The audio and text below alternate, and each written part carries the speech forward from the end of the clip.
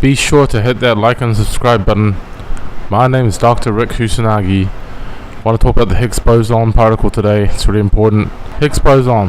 The Higgs Boson is an elementary particle in standard model of particle physics. And now we bring Mark. Thank you, Dr. Kusanagi. The following reading is on an excerpt of particle physics. Produced by the quantum excitation of the Higgs field 8-9, one of the fields in particle physics. Theory 9. It is named after physicist Peter Higgs, who in 1964, along with 5 other scientists, proposed the Higgs mechanism to explain why particles have mass. This mechanism implies the existence of the Higgs boson.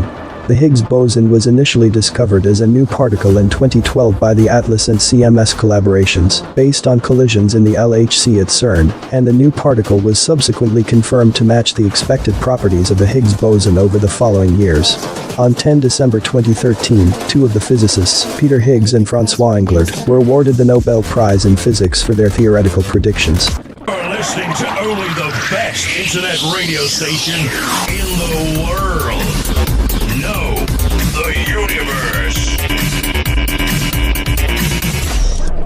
Although Higgs' name has come to be associated with this theory, the Higgs mechanism, several researchers between about 1960 and 1972 independently developed different parts of it. In mainstream media, the Higgs boson has often been called the God particle, from a 1993 book on the topic 10, although the nickname is strongly disliked by many physicists, including Higgs himself, who regard it as sensationalism.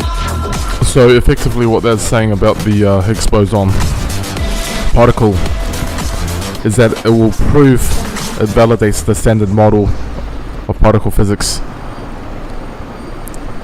It also proves particle mass acquisition, that the Higgs field is pivotal in generating the masses of quarks and charged leptons through the Yukawa coupling and the WNZ gauge bosons through the Higgs mechanism.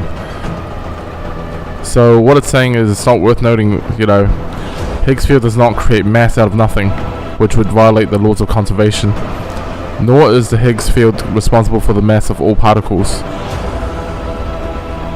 Approximately 99% of mass of barons, or composite particles such as protons and neutrons, is due instead of quantum chromodynamic binding of energy, which is the sum of kinetic energies of quarks and the energies of the massless gluons mediating the strong interaction inside the barons.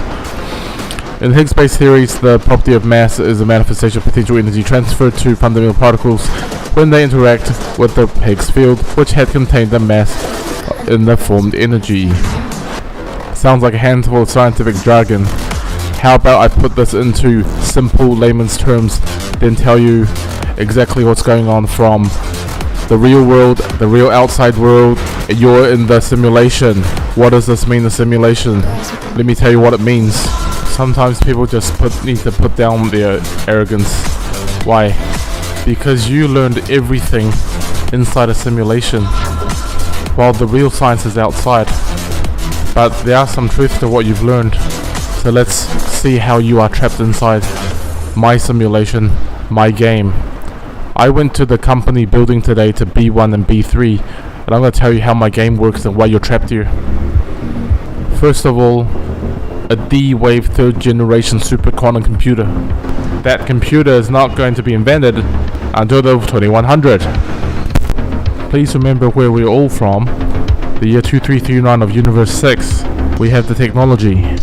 In B2 of my company, we have a Higgs boson generator alongside a top-down universe funnel projected on what's remaining of Universe 1's Earth. We sampled a rock, very, very radioactive, to the size of a bowling ball, and we used that machine to project down along with the information of the supercomputer. So the D-Wave 3 supercomputer, what information does it have to make the simulation possible?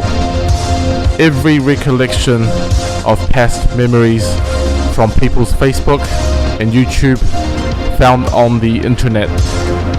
Nowadays, it is a common thing in other multiverses to have access to interdimensional data. It's all linked together. Everyone has everyone's data. You can watch YouTube channels from a different universe. So we watched what was remaining that was archived in Universe 1.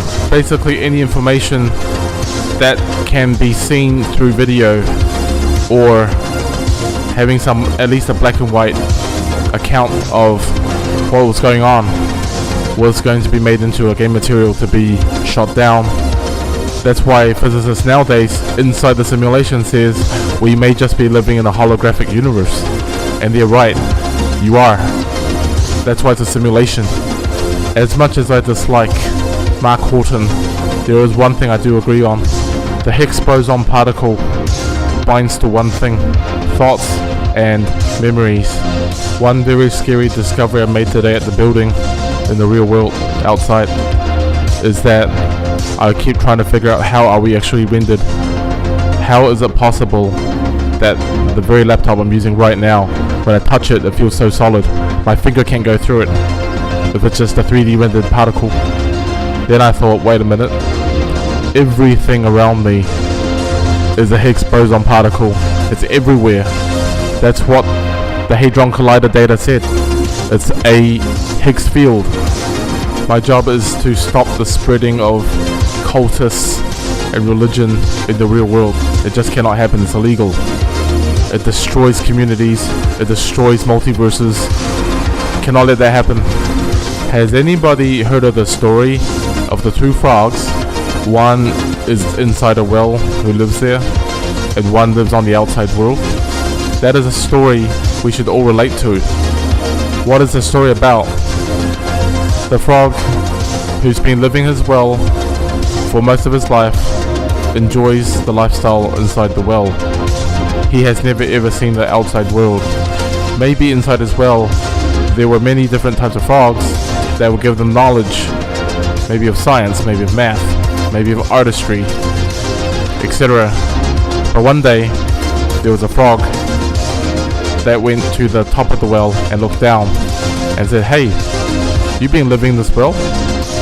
And the frogs down there croaked and said, "Yeah, where are you from?" "I'm from the outside. Yeah, the world's pretty big out here. You know, why don't you guys come out and come explore with me?" He's like, no, we're good. We're happy where we are." And that, ladies and gentlemen, is the difference between a blue pill and a red pill. Guess what those frogs are like on the outside the well?